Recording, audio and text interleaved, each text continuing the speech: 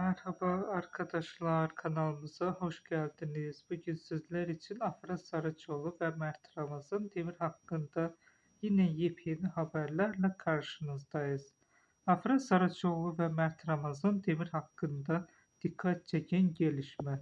Magazin kulislerinde Afra Saraçoğlu ve Mert Ramazan Demir hakkında konuşulanlar bitmek bilmiyor. Yalı Çapkın dizisindeki birlikte yakaladıkları büyük başarının ardından ikilinin her adımı yakından takip edilmeye devam ediyor.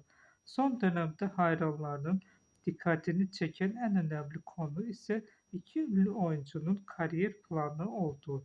Dizinin sona ermesinin ardından hem Afra Saraçoğlu hem Mert Ramazan Demir'in yeni projeler için yoğun görüşmeler yaptığı konuşuluyor.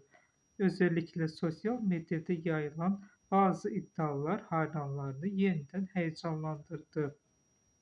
İkilinin ilerleyen dönemde aynı projede yer alabileceği yönündeki söylentiler kısa sürede gündem olurken bu konuda henüz resmi bir açıklama yapılmadı.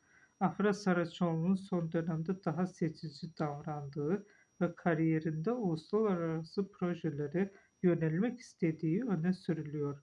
Başarılı oyuncunun yurt dışındaki bazı yapım şirketleriyle görüşmeler yaptığı da iddialar arasında. Mert Ramazan Demir ise yeni imajı ve sürpriz projeleriyle dikkat çekmeye devam ediyor. Oyuncunun farklı bir karakterle seyirci karşısına çıkmak istediği ve bunun için özel hazırlık yaptığı konuşuluyor. Hayranları ise tek bir sorunun cevabını merak ediyor. Afra Saraçoğlu ve Mert Ramazan Demir yeniden aynı projede buluşacak mı? Şimdilik bu sorunun cevabı bilinmiyor. Ancak ikili arasında ortaya çıkan her yeni gelişme magazin gündeminde geniş yer bulmaya devam ediyor.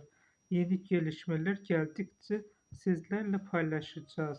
Bu konuyla ilgili düşüncelerinizi yorumlarda yazmayı ve videoyu beğenmeyi unutmayın. Hoşça kalın.